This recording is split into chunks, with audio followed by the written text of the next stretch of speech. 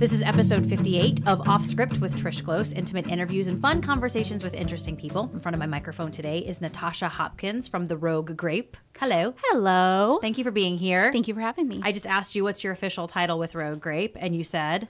Owner, janitor, bookkeeper, problem solver, counselor, glass washer. Glass washer. Yeah. Toilet cleaner. That's it. Okay. We're going to talk a lot about the Rogue Grape because it's your new baby. That's it. Yeah. My fifth child. Your fifth child, right. So we were also talking about children. Fun story there, too. But first of all, I like to start out all my fun conversations with where are you from originally? Santa Cruz, California. California girl. Yep. I grew up in the Bay Area. That's where kind of my life began. And I moved to Medford about 8 years ago. Oh, okay. Yeah. So you're fairly newish to the I state. am. Mm-hmm. What was growing up in Santa Cruz like? I grew up in San Jose. Jose, sorry. Yeah, so it was good. It was before construction really happened there, so there were still orchards to play in, and schools were still good. It was relatively safe, so I spent most of my time at the park and running around with the kids in town. That's always fun. Yeah. Did you have siblings? I do, but they're from other mothers, and so I kind of grew up in a house full of cousins. Our family has kind of a colorful background. Like a lot of the adults had like drug and alcohol addictions. And so we grew up together, like with the cousins, like, you know, parents that couldn't take care of their kids. We all kind of like ended up in a house together. So this was your parents and then their siblings? Or yes. Okay. Like, I'm just curious, what do you mean colorful? Like your parents, I mean, your mom, you said, had... My mom is still a drug addict, unfortunately, to this day. Yeah. That's really sad. And so I've kind of like cut her out of my life just because I deserve happiness, and I needed to focus on my own family and, you know, the health of my own family. And my dad is an ex-drug addict, alcoholic, and so now he's kind of turned over a new leaf and is part of our family. And that's amazing. Yes, he's been clean and sober for... Well, not sober. He still drinks alcohol, but not like he did, for over 15 years. So good for him. Yeah, good definitely. for him. Addiction's hard. It's a disease. It sure is. I know. A lot of people don't see it that way, but I've done so many stories on addiction, meth and opioid. I mean, it is truly a disease. It really is. It's very unfortunate. Yeah. So you grew up with siblings or you grew up with cousins? Cousins, really. Cousins, okay. And then your mom, has she been an addict her entire life, or was there? Okay. Yeah, pretty much. She had me when she was 16 years old, and then I pretty much was raised by my father. Like 18 months, I guess she left, and the rest I've been with him, so, and his family. Was that ever, growing up, I mean, was that ever like, I don't know how to phrase this question. Did you know? Did you realize as a small child, like, she's not like other moms, or? Oh, yeah. Okay. I definitely did. And I always had kind of a hole in my heart for what I thought a mother should be and what I wanted her to be. But she's just not capable. And you know, I understand that. Yeah. So. And then, sorry, just what was she addicted to? Alcohol, drugs? I think meth. Okay. I think meth. She's never been an alcoholic, but now she's kind of like a prescription junkie, you know, so. Meth is so scary. It really is. Yeah. It's so scary. It is. We used to do stories where we would talk to recovering addicts, and they would say, you know, at the peak of my addiction, if you would have put my brand new baby girl in one corner and meth in another, I would always choose the meth. Well, she did. That's how powerful it is. I know. It's unfortunate. So I always wanted her to choose me, but she just never did. Right. So that's tough too, being a young girl, because that mother-daughter bond is special. My husband said that, and that's kind of why we kept trying to have more children, because we had 3 boys, and you know, he just was like, you know, if you could have a daughter and just fill your heart with the love for her, then he thinks that I'd be healed, you know, like for that piece of me anyway. For sure. And so now that I have my own little girl, she's 9 months old, she lights up my world every single day, and I just vow to teach her to be a strong, independent, you know, person that's good for you, that's able to navigate this world. Right. So well, that's now my mission with her. You can be, and you have been, sounds like, an amazing mom, but now you can be that mom to her that you always kind of wanted. Absolutely. In your life. Absolutely. And just have that relationship, you know, that I want. Right. So I'm excited. Was it hard for you to kind of cut the ties with your mom? Absolutely. That just happened this past year. Like, did it really? It really did. I mean, we've given her so many ultimatums to, you know, and so many opportunity to just heal herself and be part of the family and be supportive of her. But she just continues to choose that life, you know, regardless of whatever opportunity we give her. She just chooses it over and over again. Yeah. So it's really sad. And I still feel a little raw about it, you know, but I just feel like it's the best decision I could make for myself at this point. Because I have a lot going on, you know, and I need to be 100% present for everything that I've committed to right now, and just having that constant distraction and that constant disappointment wasn't really working for me. Right, and you have a lot of good things going on right now. I have a ton, yeah. That's lots of blessings. It's got to be hard though when you finally make that decision. It's probably, and I don't know, you can tell me, but it's good because you're finally feeling that freedom of like, I'm done with it, but at the same time, you are saying goodbye to a huge part of your life. Yeah. I mean, yeah. And just the hope that she would be something more than she is, you know, like that's kind of the most disappointing part of it, is just finally realizing like she's not capable of being anything other than she is. And so I pray for her every day and I wish her the best, but I just don't choose to be drugged down by that anymore, right? You know, by that can't. Burden and just the feeling of wanting to help her, you know. Right. And you and your dad have a good relationship now? Oh yeah. My dad lives with us, and he is our like third parent in our household. Yay. Which he just basically makes it all work because me and my husband are so busy, and we have 2 new little ones to raise, and so he's watching them right now. In fact, yay! What's his name? Tomas. Thank you, Tomas. So you go to high school in San Jose area? I did. Okay. And you graduate when? Well, I was supposed to graduate in 1998, but I never did. Okay. I met Sean when I was 15, and we got together right away. We decided we were soulmates in one night, and literally the rest is history. And he was already graduated, so I was kind of like, I just wanted to start my life. You know, I wanted to just be his wife and, you know, start my life at that point.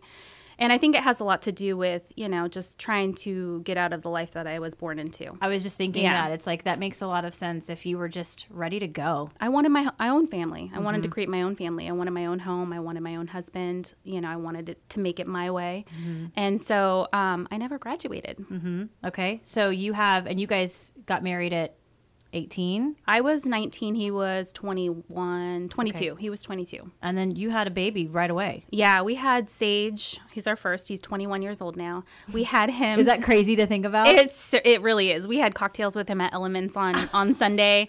I saw that picture on Facebook. Yeah, he's so cute. My son is like a mini me. Like, not really in personality, but in looks. And so he was born 6 weeks before we were married. And so I pretty much didn't want to go down the aisle pregnant. My grandpa was like, we need to get you to Tahoe right now and get you married like next weekend, like before anybody knows that you're pregnant. And Grandpa. I know. We're just like, no, you know, I want like the full on dress and the big wedding. And so we had it. Good. And that was awesome. And Sage was 6 weeks that day when we were married. And yeah. Okay. Yeah. So what are you guys doing with your life at this point? Oh, so much. So not only are we raising a new family, so we have Caius and Lucy. Our oldest is 21. Our second son, Noah, is 18. Our third son, Caius, is 2.5. And then Lucy is 9 months old. So, oh, my goodness. I'm mother first. Right. And well, you guys, when you were married, though, what year was this? When you 1998. Were married? 98. The year you were supposed to graduate high school. That's right. What are you guys doing at this time? In 98, like after you get married, like where does your adventure take you from there? Okay, so I wasn't working when I had Sage, and I was a stay-at-home mom. And then I took a mortgage job, like entry-level mortgage job, as an admin, and I was job sharing with my sister-in-law for her dad's company. And I would work Monday, Wednesday, Friday, and she'd work Tuesday, Thursday, and we just shared the job. She also has a son that is, I think, 5 weeks younger than my son. Okay. And so we raised our 2 first ones together. Nice. So that's kind of where I started my career in mortgage. I just was given this opportunity. I took to it really well. I ended up making like an 18-year career out of mortgage, and that's what I did before I kind of delved into the wine industry. Oh, okay. So that's what I was doing. Sean was cleaning carpets and going to night school and day school, and then he started interning at UC Berkeley. Basically, we were doing nothing. We were smoking pot, playing guitar, hanging out.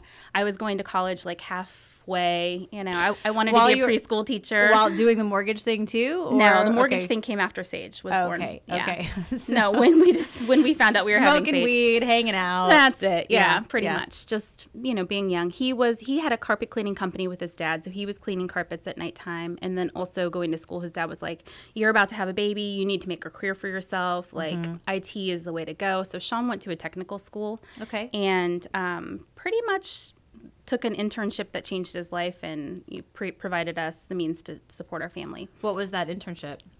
It was, I don't exactly remember, okay. But it was at UC Berkeley, so it was a good, you know, opportunity for him to learn. It was hard on us at the time because we had hardly any money, and so him having to commute to Berkeley every day was like a financial strain on us, but we made it.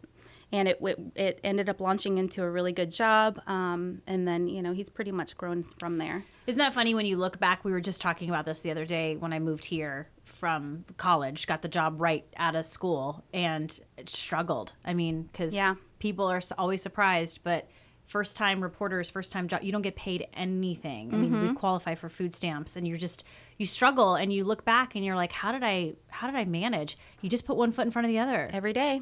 Yeah. That's it. Yeah. I mean, you're broke, but you figure it out, I guess. I remember his first paying job. He made like $32,000 a year, and we thought we were rich. We were like, oh my gosh, that's so much money. And we were so excited, like, just to have a steady pay. And then, you know, I mean, obviously, and it's not that much, but but it just progresses from there. And it's all, you know, it's all perspective, really. For sure. You know, I thought, when I got my first raise, I was like, I can afford more beer now. This is awesome, you know? Yeah. So you guys are just working and doing the thing. When did you guys decide to make the move to Southern Oregon?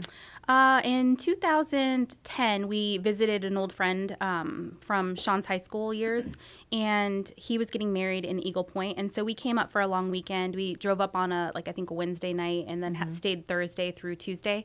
And we went rafting and hiking and wine tasting, and we went to nice dinners and just really fell in love with the area. And we had already, the seed for a winery and a wine bar were already planted years before. We had been making hobby wine in our basement since 2006.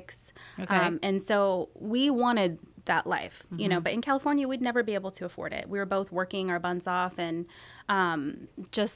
when we came here, we're like, okay, house prices are cheaper, land prices are cheaper. We could actually make a business here. And so we decided to save for a year, and we moved up the following summer. Wow. So when you guys came to that wedding, what were you doing at the time? Were you still doing mortgage?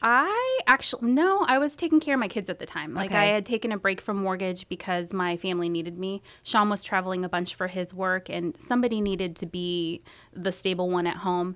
And our oldest son was having issues at school, and so I just needed to be his advocate.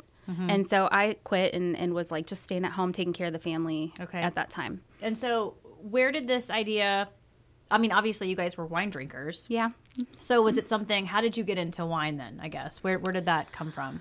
Well, I started drinking wine that my brother-in-law made in his home. And his family is they made wine together as a family every single year. And so he invited us to make wine with him.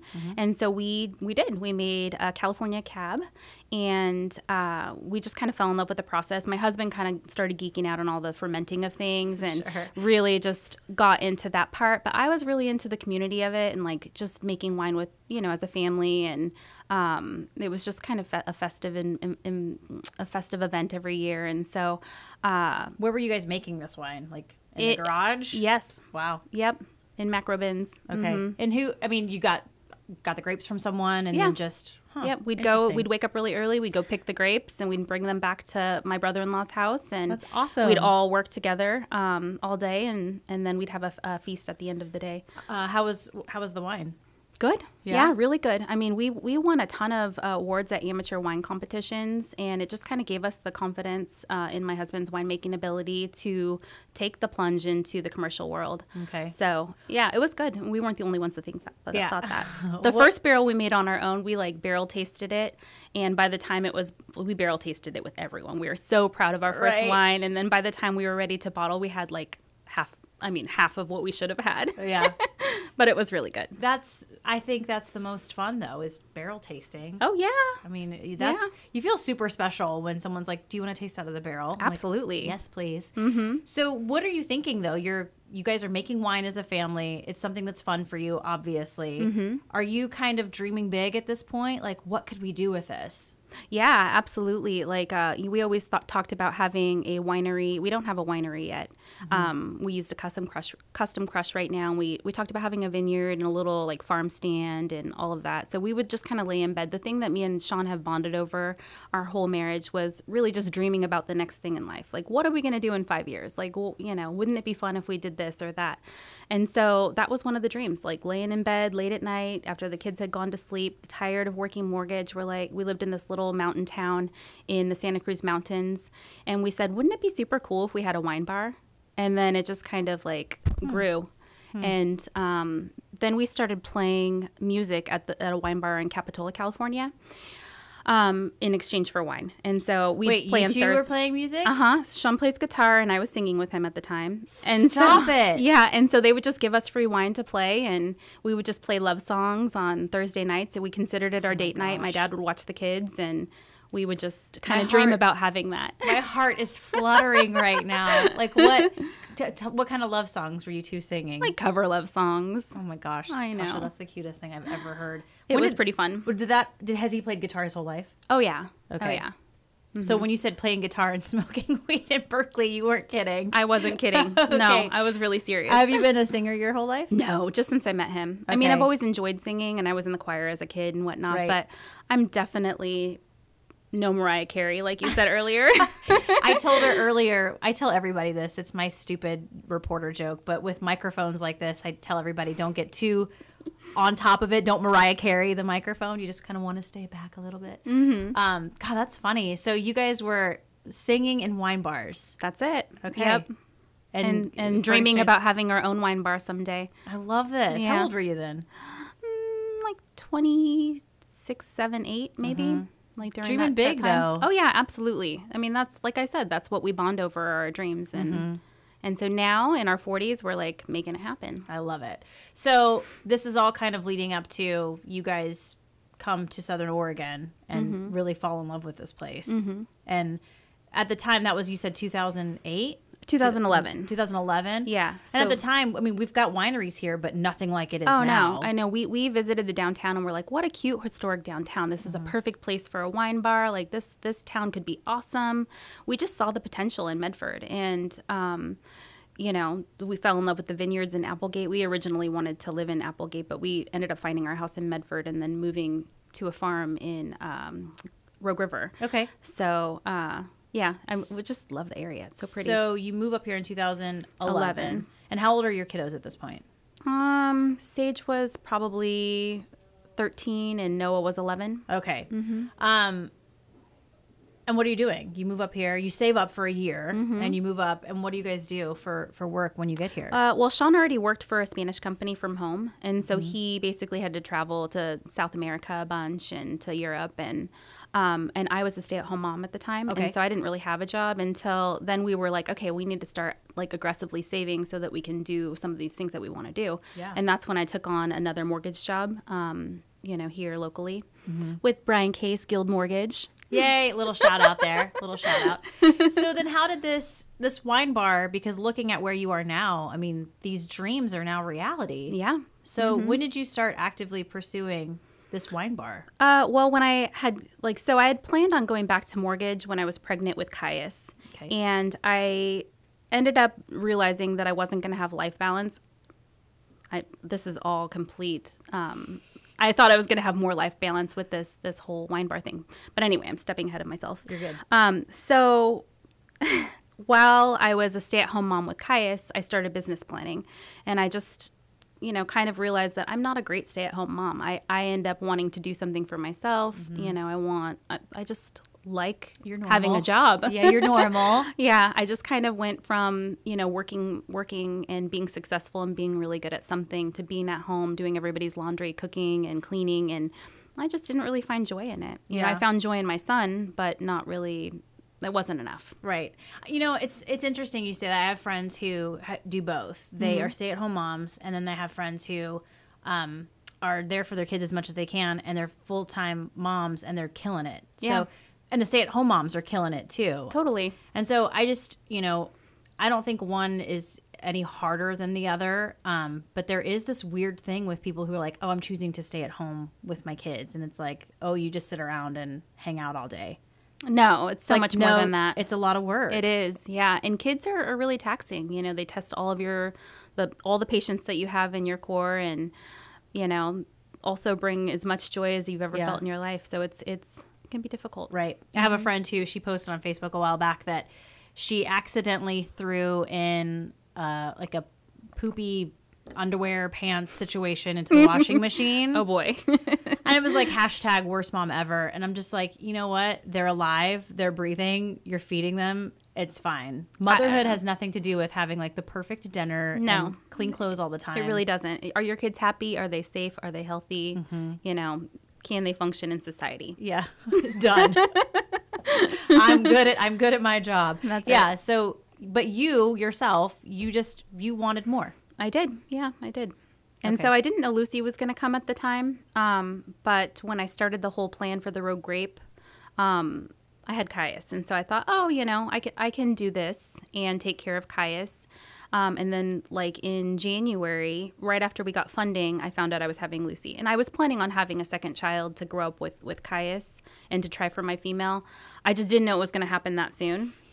And so then I was like, okay, well, I just need to get the Rogue Grape open before I give birth. And, you know, everything will be fine. I'll have a little bit of time to get all the processes set. And then, you know, I'll be able to go on maternity leave. And well, none of that happened. You were telling me before we started, you not have two sets of children, but the ages are so far apart. You and Sean really decided we're going to start over with the kiddos. We did, yeah. So our two older ones became kind of independent, and, you know, they were teenagers. They really didn't take up much of our time. They didn't want to hang out with us. Anyways, right? And so me and Sean started, like, dating again, you know, and we kind of fell in love with each other all over again, and just were like, wouldn't it be fun to have more babies? And we've talked about it for years, but one person was always like a hard no, and the other person was like, you know, had baby fever. And so finally it aligned, and we were both like, yes, let's do this. And so that's how we ended up with Caius. Oh, man. And then Lucy. Are you guys done? We're done with a capital D. We are completely done. I do not want any more children. You heard it here. It's been documented on this podcast. She is done. That's it. So you start the process for Rogue Grape. What's the year? 2016 was when we first started having like talks about it. Okay. Where are you looking to open this place? Downtown Medford. Okay. I knew like in my heart that that's where it needed to be.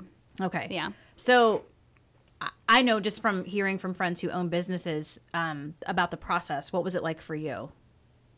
Longer than I thought. You know, lots of obstacles to get through, and, you know, just... everybody like along the way was super nice, really supportive, very helpful. It was just a lot more than I anticipated. You know, a lot more work, a lot more steps, a lot more paperwork, like just a lot. Lots of details. Right. And so did you have a location? I did in January, yeah. January of 2018. Okay. Okay.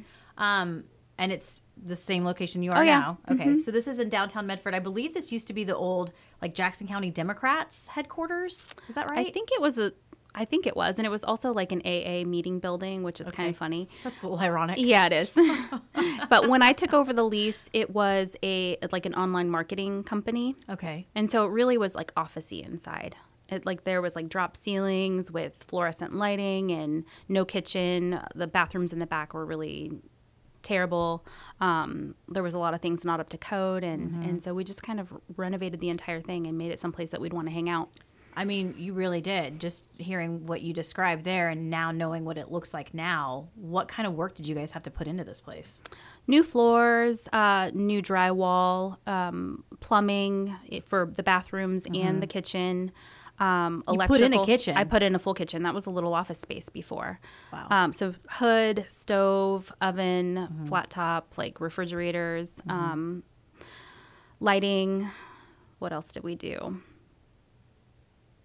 We built an office in the back, like pretty much renovated the entire space. Right. Was there exposed brick in it before? There was, but it was like covered with some like old stucco. So all we did was sandblasted it and sealed it. Because I like the brick. Why would you cover up brick? I don't know. I don't get it. It's gorgeous. It is gorgeous. Yeah. So this process of renovation takes how long for you guys? January to August. Okay. Mm-hmm. That's a process. It really was. That took way longer than I anticipated. I thought, when I first leased the building, I thought, oh, okay, I'll just kind of like decorate. Mm-hmm. But then when I got into it, it ended up being a bigger renovation than I anticipated. And so there was a moment where I was like, okay, this is way more money than I was anticipating putting into this building. Like, I could back out at this point. And then I just kind of prayed on it, and I decided I'm going to do this. This is going to be a good thing for us. Just something you felt in your gut. I did. Push forward. Yeah, I did. So you guys are posting on social media during this whole time, and you're getting we're all salivating for this wine bar to open in downtown Medford, and what looks like a cool wine bar, because there's been other wine bars that have not succeeded. Yeah, I heard. In downtown Medford. So everyone, at least in my circle, we're getting super excited about this wine bar. You're here, you're you're not brand new. You've been here for a few years, and you've probably been around and tasting wine. So did you have an idea of what you wanted as far as wine to be served? Oh, absolutely. I knew I wanted 100% local wines. I wanted to be an ambassador of Southern Oregon wines. I just feel like that's the pride of our region, and I wanted to create a place that showcased that. So that's kind of always been the plan. And then, of course, I have my favorites, and then I'm surprised by wineries that are making really good wine that I didn't favor in the past. And so I keep an open mind, and I try everything as if I've never had an experience with it, because vintages change year over year. They do. They really do. And how does that work for you guys? You're obviously buying wine from the wineries. Okay. Yeah. So they have to obviously say, yeah, we want you to carry our wine. Yeah, in this for place. Sure. Okay. How did that process even start? I mean, gosh, I had help. So Sarah Garr, you've had her on here before. Her.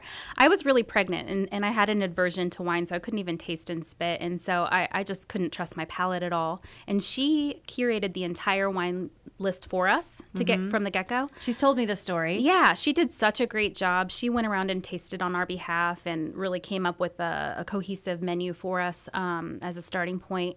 And I mean, I'm like forever indebted to her, because I could not have pulled it off without her help. Oh, thank you, Sarah Garr. Yeah, thank you, Sarah. So wait, go back. You were pregnant during this whole process. I was very pregnant. Very pregnant. Yeah. So I conceived Lucy in December of 2017. Okay. And then we opened our doors August 16th, 2018. Right. And I had Lucy August 25th. Oh my gosh. Oh my gosh, I'm a bad mom. I can't remember her birthday. It's all right. It's the 23rd. It's okay. You have 4 of them. We'll forgive you. Hey, add something else to your plate. I know, exactly. Opening a business and having a baby. And yeah, I went into it. I was overly confident. I feel like I needed to be knocked down and humbled a bit. Yeah. Because I thought, this is going to be great. I'm going to be so successful. All of my projections were completely optimistic.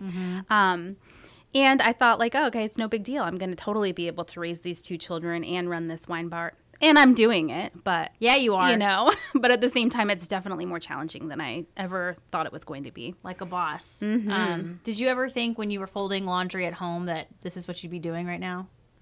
Or did you hope this is what you'd be doing right now? Yeah. I mean, you have to kind of dream about it in order to make it happen. And so I'd fantasize about it all the time. Yeah. Yeah. Do you believe that when you put stuff like that out in the universe that it eventually happens for you? I mean, obviously you've put in the work, so it's not like you've been sitting around just dreaming about it. But yeah.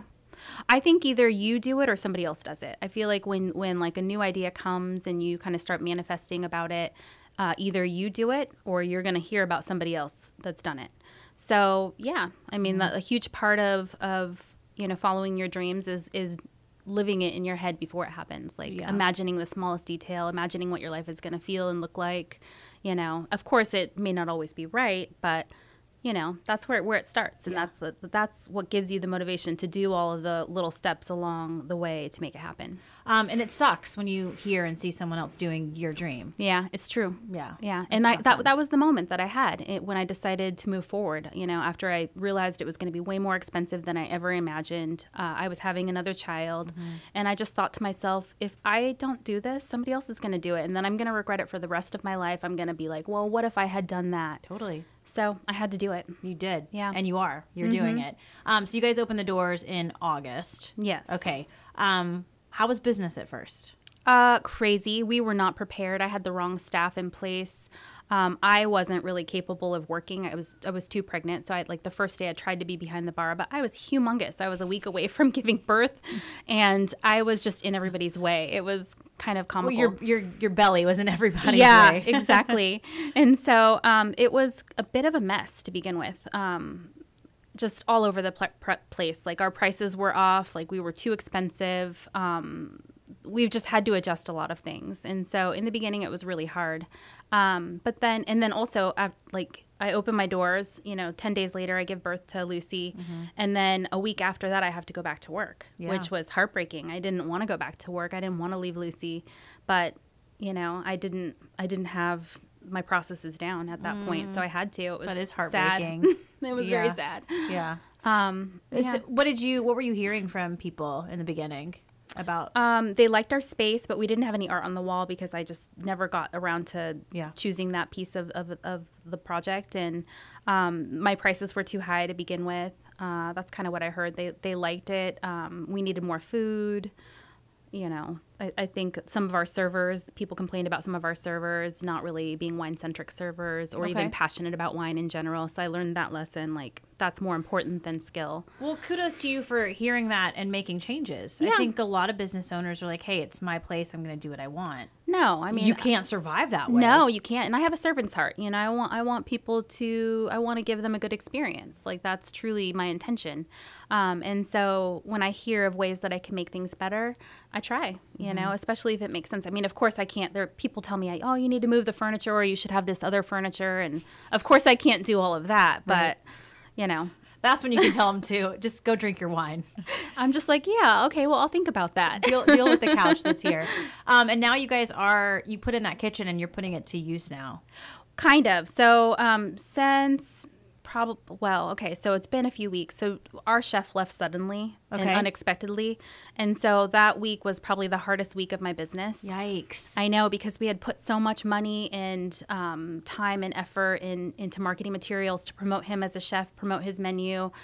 We had personally gone around to businesses and dropped off menus and boasted about how awesome he is, because he is. He's super talented. And we felt really blessed to have him. Well, I think maybe, I don't really know. He quit via text, so that was also a little hard. But I think he just had a better opportunity, and so he took it. And so I can't really fault him for that. I just wish that I would have been given a little bit more notice. Yeah. So that we could have, reacted. I don't know if you're a Sex and the City watcher. I've watched season 1 a long time ago. Okay, well, Carrie, the main character, she gets broken up with via Post-it. And that's what that reminds me of. He literally left her a Post-it that said, I can't, I'm sorry. Yeah. So it's you got broken up with via text. Exactly. and the way that I work, with the people that work, for the Rogue Grape, I grow an attachment to, Sure. I care about them personally. And so it's hard when that level of just consideration isn't given back. Amen. So you're looking for a new chef? I'm actually the new chef right now. What? So I've had to kind of further put my ego to the side, and now I'm doing the dishes and I'm cooking the food because I need to provide some sort of stability to my food menu at this point. I know that I'm committed and reliable, and so that's where I'm working right now. Plus, I didn't want to put it off on any of my other employees. My manager, Morgan, who I can't live without. Hi, Morgan. Hi, Morgan. Thanks for holding everything together. She works a couple days a week, and then Cody, who's our main server, he's also working a day a week, so that I have a little bit of life balance. And but yeah, I'm gonna do that right now because I just never want to be put in a position where I can't work every single job of my business. When our last chef left, we basically got shut down. You know, people were coming in. The worst day of it, I had a 10-person reservation for Saturday night. I turned away 36 different people that day that were there for food. I had 4 different people call in for reservations. And I had to tell them, we don't have food today, because I didn't have any kind of notice, and I had no way of getting somebody in there that quickly to execute his menu. I need those sales. Like, I count on my Saturdays being good. Like, that's what makes my business work, is Saturdays and Fridays and Saturdays. And so that was the worst day, and I left in tears, just kind of recommitted to never allowing my menu to get bigger than what I could execute in a pinch. Okay. So that's where I'm at. I'm just trying to learn it, and then I'm probably gonna, hire a cook to execute a simple menu and just really focus on the wines.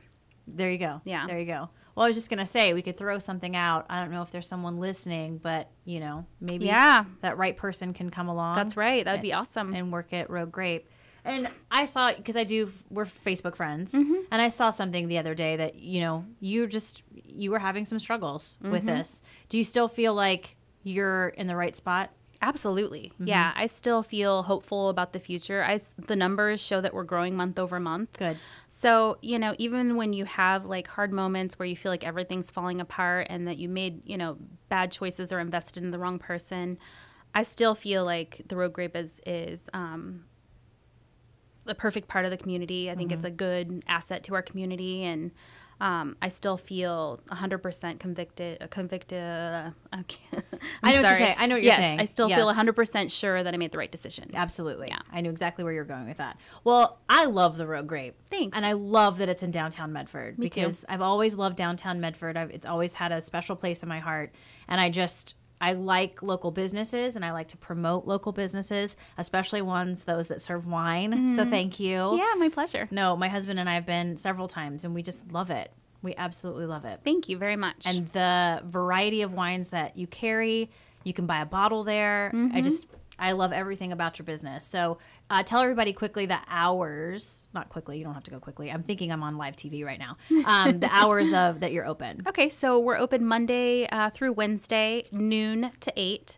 And then Thursday, Friday, Saturday, we're open noon to 11. Okay. Or, we stay open later if people are still there. Nice. Yeah. And when we were there, I think over the holidays, and it's cold outside and the cars are whizzing by, and I'm just like, ooh, I feel like I'm in a big city. I like it. It's fun. And I will say this. Thank you for having nice glassware. Oh, yeah. That's so important. Like, that was a no-brainer. Huge. Yeah.